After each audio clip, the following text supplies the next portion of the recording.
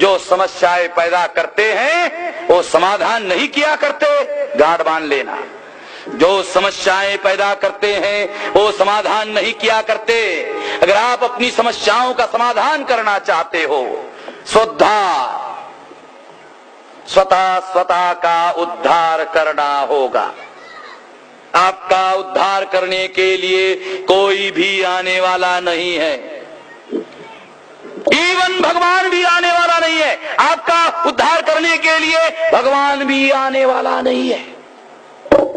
गीता में भगवान ने लिखा, वो कहते, भगवान ने गीता में लिखा, यदा यदा धर्मस्य ग्लानिर्भवति भारत, ग्लानि आएगी, संकट आएगा, तो भगवान ने कहा आऊंगा, लिखा आऊंगा, संकट आएगा आऊंगा।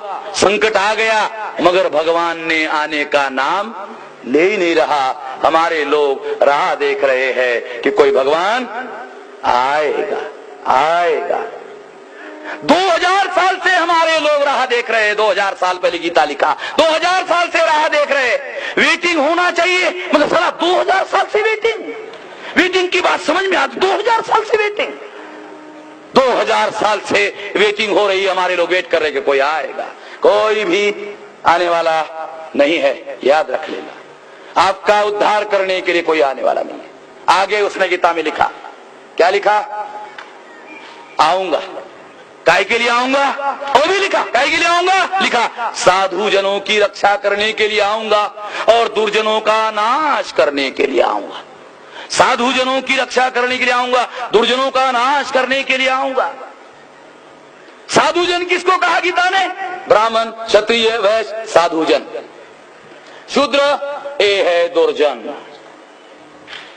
ऋग्वेद में लिखा है, दास, दस्यु, दानव, दैत्य, राक्षस, ये आपके पुरखों का ये नाम या अर्थ बदल करके उन्होंने इतिहास लिखा हुआ है, पढ़ लेना। दास, दस्यु, दानव, दैत्य, राक्षस, और एक नाम दिया दुर्जन।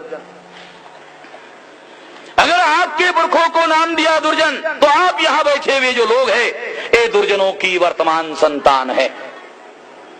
ये दुर्जनों की वर्तमान संतान है। अगर भगवान कल्याण में आया होगा, अगर भगवान कल्याण में आया होगा, तो भगवान पूछता होगा, अरे दुर्जन कहां गए, कहां गए, कहां गए? तो किसी ने कहा होगा कि वो गायकवाड़ के मैदान में वामन मेश्राम की सभा सुनने के लिए सारे दुर्जन इकट्ठा हुए हैं भगवान जी। तो भगवान ने उसको कहा होगा, अच्छा, सारे लोगों के घरों में जाने की जहमत उठानी नहीं पड़ेगी, सारे दुर्जन इकट्ठा मिल जाएंगे, साफ कर दूंगा। घरों में जाने की जहमत उठानी नहीं पड़ेगी, सारा दुर्जन इकट्ठा मिल जाएगा, साफ कर दूंगा।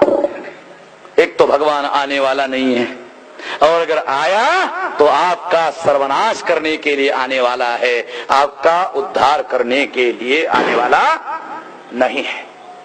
याद रख लेना, अगर आप अपना उद्धार करना चाहते हो, उद्धार जागना होगा, जागना होगा, जगाना होगा। केवल जागने से काम नहीं चलेगा, जागना होगा। एक आदमी को जागना होगा, 10 आदमी को जगाना होगा। जागना होगा, जगाना होगा, जागना होगा, जगाना होगा। 6000 जाति के टुकड़ों को जोड़ना होगा, एक नहीं 6000 जाति के टुकड़ों को जोड़ना होगा। जोड़कर शक्ति का निर्माण करना होगा, जोड़कर शक्ति का निर्माण करना होगा। शक्ति का निर्माण करोगे, आंदोलन का निर्माण होगा।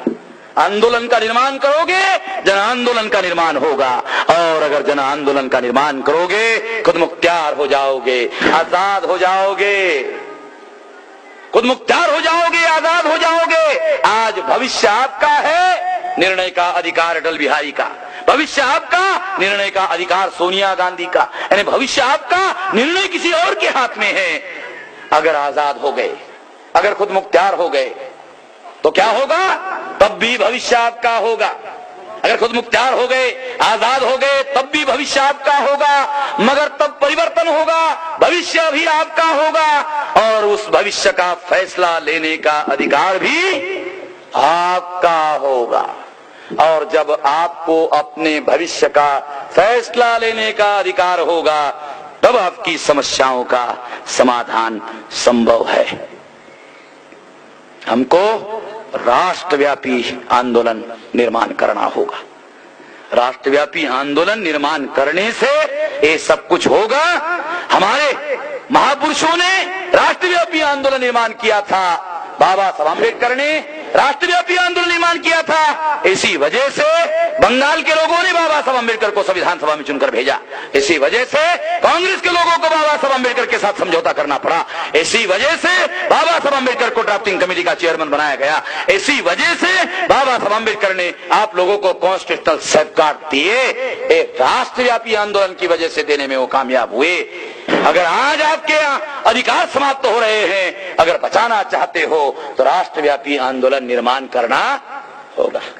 राष्ट्रव्यापी आंदोलन निर्माण किए बगैर आपकी समस्याओं का समाधान होने वाला नहीं है। गाढ़ बांध लेना, जैसे चाणक्य ने चूटी में गाढ़ बांधी थी। चूटी में क्यों गाढ़ बांधी थी जानते हो?